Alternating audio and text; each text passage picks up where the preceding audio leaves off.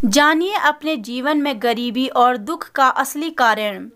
एक बार महात्मा बुद्ध एक गांव में अपने शिष्यों सहित घने पेड़ की छांव के नीचे बैठे थे। आसपास के गांव में बहुत सारे लोग अपनी मानसिक समस्याओं को लेकर महात्मा बुद्ध के पास आ रहे थे।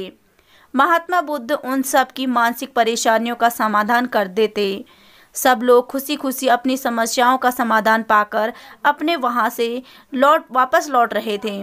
वहीं से कुछ दूर बैठा महात्मा बुद्ध के पास देख एक दुखी भिखारी अपने भाग्य को कोसता हुआ यही सोचने लगा कि अभी कुछ देर पहले तो ये लोग दुखी मन से मुंह लटकाए उस महात्मा के पास गए थे और अब इतना खुश होकर कैसे वापस लौट रहे हैं। आखिर माजरा क्या है? जरा मैं भी जाकर देखूं कि वो महात्मा ऐसा कौन सा खजाना बांट रहा है इन लोगों को। वे इतने प्रसन्न हुए कि उनके चेहरे लाल हो गए। जब वो दुखी भिखारी कुछ नज़दीक गया तो उसने देखा कि ये महात्मा तो लोगों को प्रवचन देकर लोगों के दुखों का निवारण कर रहे हैं।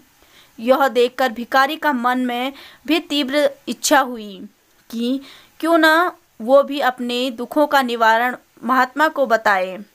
मुझे भी अपने दुखों का समाधान अवश्य मिलेगा। बस फिर क्या था, समाधान पाने की लालसा लिए भिखारी महात्मा बुद्ध के सामने पहुंचा और हाथ जोड़कर प्रणाम करते हुए बोला, हे महात्मा बुद्ध, मैं भी लोगों की मदद करना चाहता हूँ। मुझे लोगों की मदद करने से के लिए बहुत इच्छा हो रही है, लेकिन मैं कैसे मदद कर सकता हूँ? मैं बहुत गरीब हूँ।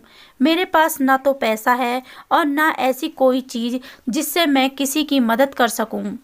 मैं कोशिश करने पर भी किसी की मदद नहीं कर सकता। मुझे भगवान ने इतना गरीब क्यों बनाया? हे महात्मा, मुझ पर कुछ कृपा करो।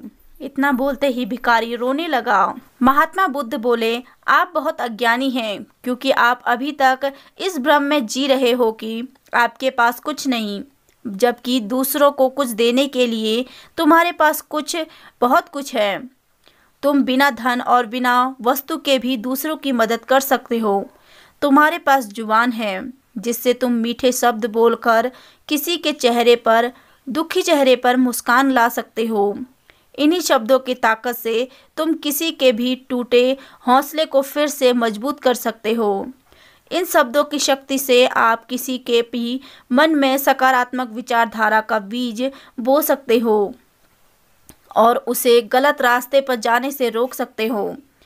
तुम्हारे दो हाथों से किसी भी कमजोर या लाचार व्यक्ति की सहायता कर सकते हो। अपने दो आँखों से किसी से अंधे की रास्ता दिखा सकते हो।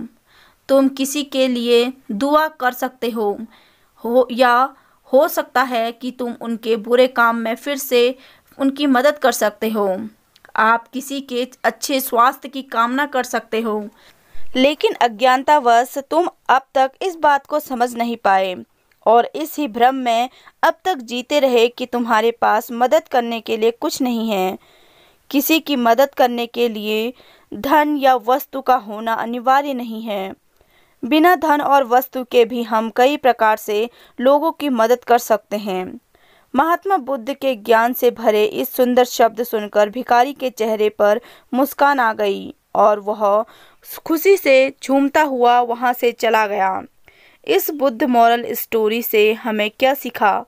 दोस्तों, महात्मा बुद्ध की इन बातों से बहुत कुछ सीख मिलती है।